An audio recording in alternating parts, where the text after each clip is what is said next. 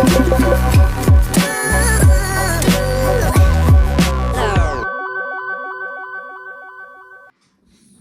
everyone, and welcome back to my channel. If you're new here, my name is Kaylin, and today I wanted to do a video that was requested by a subscriber, and it's about how to talk yourself out of buying things that you don't need when you're online and you're like just clicking on things and the next thing you know you've bought it. So I will talk through some of the tips that I use for myself to stop myself doing that, and hopefully it'll be helpful to someone. As usual, Potato wants to play with me while I'm making a video, so there'll be lots of grunting probably, so sorry about that. And yeah, this week's been kind of crazy because my daughter was in like a table tennis championship yesterday, so I had to go with her to that, and the kids have been out of school early all week because of parent-teacher meetings, so I haven't had a lot of time. And then on Monday they're off for St. Patrick's Day, so basically they're never in school.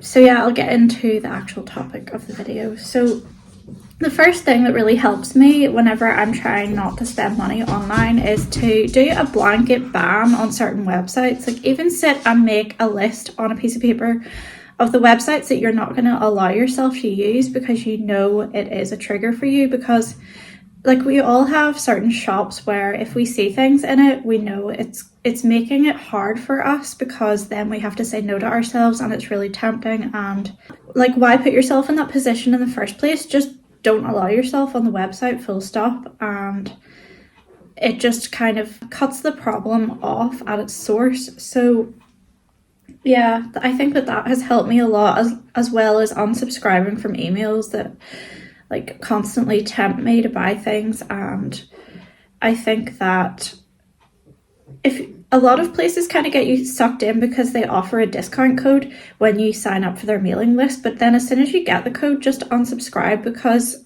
really, like, what good is going to come from being subscribed to it? Like, if I take clothes as an example, because it's my weakness, like if you love clothes, you probably have enough anyway. What good is going to come from being reminded of your favorite clothing website on a daily basis and sent things that are designed to get you to buy?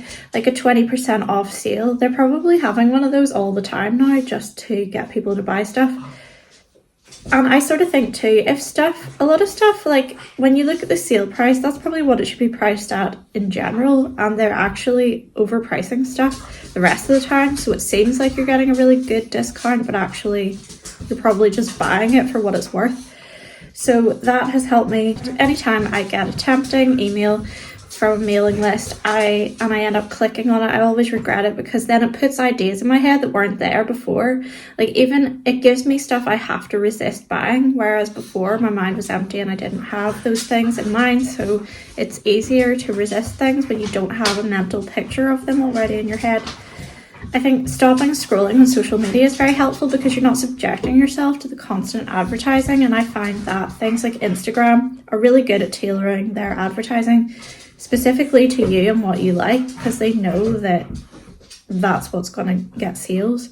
So yeah, if you just like limit your time on social media, you are exposing yourself to it much less, and you're less likely to get tempted and do like a one-click thing where it's like, oh, I see that, without even having time to have to think it through. You're just like automatically clicking and then buying. And impulse buys are never really a good thing. I can't think of any impulse buy that I've made that I'm glad I made after the event, or that I even really kept. Like a lot of impulse buys for me, they're like things that I've bought in the moment because I'm like, oh, that's nice, buy it without thinking, and then after the event it ends up going to a charity shop or something, so you don't usually end up using impulse buys anyway.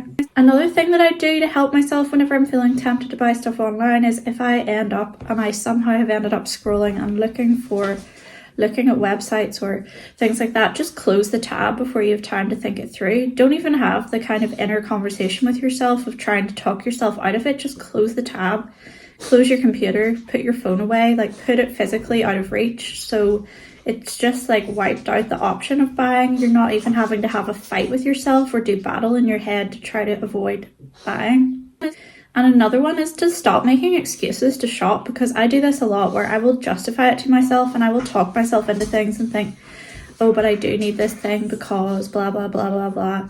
And you create like a whole convincing narrative for yourself in the same way that someone else would, who's maybe like a shopaholic and they're trying to talk you into purchasing something.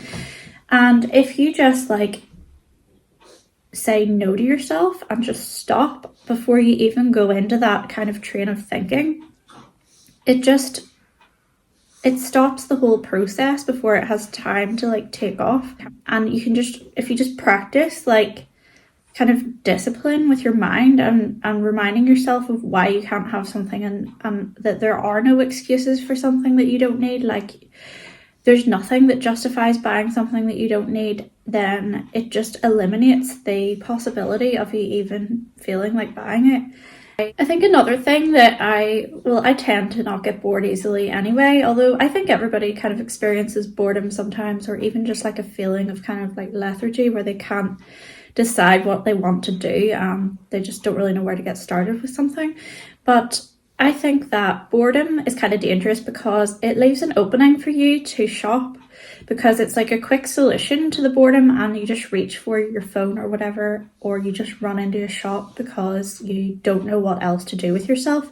But if you make sure that you don't have a chance to get bored and keep yourself so busy with other things, even if they're things that you don't really want to do, at least they're getting done, like housework and organizing things and clearing things out, and like, or writing, journaling, reading, like finding your hobbies and the things you're really passionate about and making them your go-to for when you're bored instead of your phone or a shop. Because like the more times you do something, the more natural like it becomes to you, and then you won't even have to think, oh, I'm talking myself out of shopping, I'm doing this instead. It'll just be like, oh, I feel a bit bored, I'm going to do this like artistic thing, or I'm going to do this like clear out. Like it becomes your kind of automatic solution to your boredom instead. And I think shopping can be like a gap filler, and it isn't necessarily like, it's never like, I don't think it's a fulfilling hobby to many people. There might be like some enjoyment to be found in it whenever it's done in a more like intentional way, but just using it as something to kind of plug the gap because you're feeling empty inside, it's not going to fix that feeling. Like there's a million other things that you could be doing that are better than that will actually fix that feeling. And shopping is not something that is like, it isn't deeply satisfying in a way where you're going to be like, okay, that I feel better now, I'm fine. Like it's just going to become like, oh, I feel bad, shop, oh, I feel bad, shop, oh, I feel bad, shop. And as soon as the novelty of what you've bought has worn off, then you're just like back to square one. If you find things instead that are deeply satisfying and that do make you feel more connected to yourself and kind of fill the emptiness inside, like it just definitely helps with moving away from using shopping as something to just fill a gap. Yeah, and I think another thing that you can do to sort of talk yourself out of shopping is to just tell yourself the shop's closed. Like that's the thing that was kind of good about before phones and the internet and stuff, was that if you wanted to go shopping, you had to intentionally go into the shops, like probably in town. It was a bit of a trek, and there's a closing time with the shops, and then you come home, you go away, and you don't have the option to think about like, oh, maybe I'll get this now, or maybe after the event if I actually did want that thing, so I'll go on their website and see if they have it there instead. Like there was none of that. It was just like the shop's closed, that's it. So I think you have to kind of impose that on yourself and be like, the shop's closed, that's it. Put your phone away if you have to, and just be like, the day's over, everybody's gone home. Like just kind of trick your mind into thinking that there aren't shops available online all hours of the day. There is a finishing time, and even if it's just for yourself that you need there to be a finishing time, the more you practice doing that and telling yourself that, the more you'll kind of believe it, and it'll just become like the natural thing for you to do. I hope these tips are helpful to someone, and yeah, they're things that I have used myself to talk myself out of shopping, or just to intercept it without even having to talk myself out of it. And yeah, I hope you have a great weekend, and I will make another video soon. And don't forget to subscribe for more content. And yeah, thanks for watching. Bye.